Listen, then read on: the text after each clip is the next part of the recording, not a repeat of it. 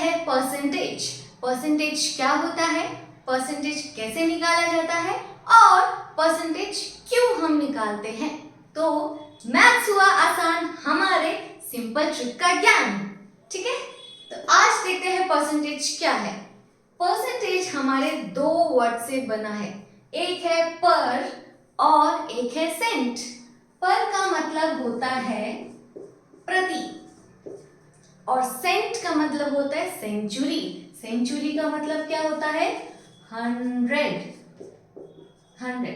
तो परसेंटेज हमें क्या बताता है, किसी भी रेट या अमाउंट हर 100 में से। ठीक है, अगर मैं आपको बोलूं कि 1% क्या होता है तो आप क्या बोलेंगे, 1% एक 100th पार्ट होता है। ठीक है, और अगर मान लो अगर मैं इसको कन्वर्ट करना चाहूं तो मैं 1% को कैसे लिखूंगी, 1/100। और आपको ये भी पता है कि अगर डिनोमिनेटर में जितने जीरोस होते हैं उतना डेसिमल आपका लेफ्ट साइड खिसक जाता है ऊपर। तो यहां पर कितने जीरोस है, 2 जीरोस। तो मैं क्या करूंगी, इसको 2 डेसिमल इधर खिसकाऊंगी, मतलब 10.0। इसका मतलब 1/100 की वैल्यू कितनी हुई, 0.01। ठीक है, ऐसे ही 1/10 की वैल्यू कितनी होगी बता सकते हैं, यस वेरी गुड, 1/10 की वैल्यू होगी 0.1। एक जीरो था, हमने एक डेसिमल बाद अपना डेसिमल रख दिया। ठीक है, ऐसे ही अगर मैं 1/1000 लूंगी तो बता सकते हैं आप, फटाफट करिए कमेंट सेक्शन में क्या होगा इसका आंसर। Very good, 0.001। ठीक है, 3 जीरोस थे तो हमने क्या किया, अपने डेसिमल को 3 डिजिट बाद किसका दे, किसकी साइड, लेफ्ट हैंड साइड की साइड। ठीक है, ओके, तो आइए अब हम देखते हैं कि परसेंटेज क्यों निकालते। परसेंटेज जैसे हम कोई बिजनेस करते हैं उसमें हम प्रॉफिट लॉस देखते हैं कि कितना परसेंट प्रॉफिट हुआ है एक कंपनी को या फिर लॉस हुआ है एक कंपनी को। जैसे हम देखते हैं कि हमें रिजल्ट्स मिलते हैं 8, 9, 10, हम बहुत सारे क्लासेस पढ़ते हैं, उसमें हम रिजल्ट्स देखते हैं कि बच्चे का कितना परसेंटेज आया है। तो आप क्या देखते हैं, 100 में से आप कितना परसेंटेज लेके आए हो। ठीक है, अब देखते हैं कि क्वेश्चंस। अब मैं आपको इसके शॉर्ट ट्रिक बताने वाली हूं कि आप कैसे परसेंटेज निकाल सकते हैं। तो आइए देखते हैं हम क्वेश्चंस की तरफ। ठीक है, अब यहाँ पर क्या लिखा है, 10% ऑफ 30 का 10% कितना होता है। तो मैं आपको इसका शॉर्ट ट्रिक बताने वाली हूँ। अगर हम इसको पूरी तरीके से सॉल्व करते तो कैसे करते, 10% ऑफ 30 तो हम क्या लिखते हैं, 10/100 इंटू 30। ये एक जीरो इस जीरो से कैंसिल और ये एक जीरो इस जीरो से कैंसिल, तो आंसर कितना आया, 3।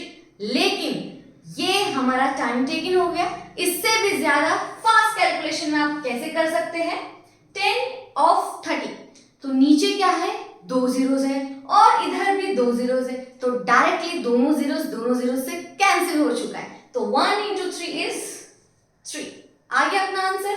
ठीक है, वैसे ही 20% ऑफ 40, यहाँ एक जीरो तो दोनों जीरो ऊपर के नीचे वाले जीरो से कैंसिल हो चुका है, तो 2 into 4 is 8, डायरेक्ट आंसर निकल गया हमारा। ऐसे ही 40% ऑफ 90, अगेन यहाँ पर 2 जीरोस है ऊपर और नीचे 100 में 2 जीरोस होते, तो ऊपर का 2 जीरो और नीचे का 2 जीरो चला गया, तो कितना आया, 4 9 जा 36, डायरेक्ट आंसर। अब देखिए यहाँ पर जीरो तो नहीं है, यहाँ एक जीरो है लेकिन यहाँ एक जीरो नहीं है। अगर 2 जीरोस होते तो हम डायरेक्टली फर्स्ट एलिमेंट से मल्टीप्लाई कर देते, लेकिन कोई चिंता की बात नहीं है, इसका भी शॉर्ट ट्रिक है हमारे पास।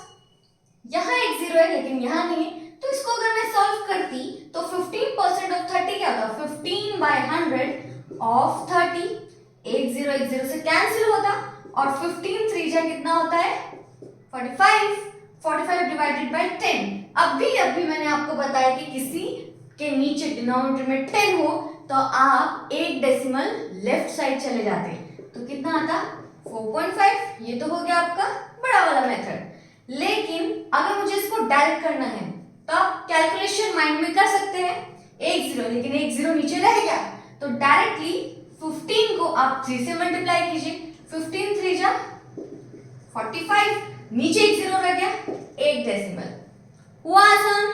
ठीक है, नेक्स्ट क्वेश्चन, 5% ऑफ 200। अब देखो ऊपर 2 zeros है, नीचे 2 zeros है, तो दोनों zeros से कैंसिल हो चुका है, तो डायरेक्टली हम 5 को मल्टीप्लाई करेंगे किससे, 2 से, तो 5 2 जा 10। डायरेक्ट आंसर अपना आया 5% ऑफ 200 इज 10। ओके, नेक्स्ट है 18% ऑफ 50।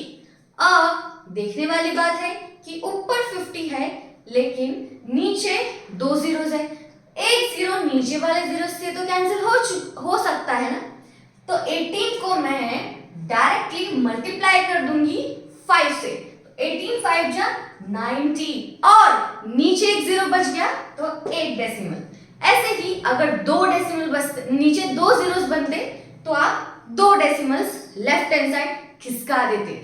ठीक है, तो आपको अगर ये वीडियो अच्छी लगे तो प्लीज हमारे चैनल को फिजिक्स से दोस्ती को सब्सक्राइब कीजिए और लाइक कीजिए। Thank you.